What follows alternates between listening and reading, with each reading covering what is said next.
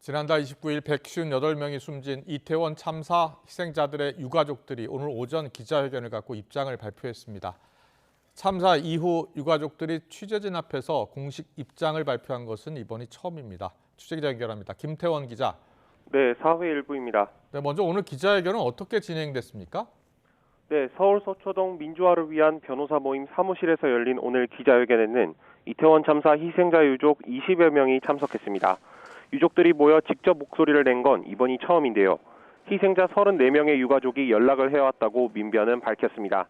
숙연한 분위기 속에서 각자 희생된 아들, 딸의 사연과 더불어 자신의 심경을 밝히던 유족들은 끝내 눈물을 훔쳤습니다. 유족들은 이 같은 참사가 다시는 벌어져서 안 된다며 어떻게 희생자들이 숨지게 된 건지 진상을 밝혀야 한다고 강조했습니다. 기자회견을 주최한 민변 측은 정부의 조치와 진상규명에 대한 유족들의 뜻을 밝히고자 자리를 마련했다며 회견 취지를 설명했습니다. 오늘 나오신 유족들이 원하는 것은 구체적으로 어떤 것들이었습니까?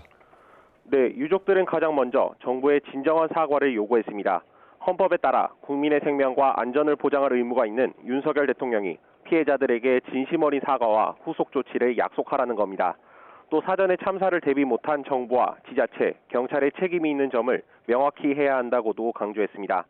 책임을 져야 할 일부 관계자들이 회피성 발언과 거짓 해명을 하고 있다는 지적도 나왔는데요.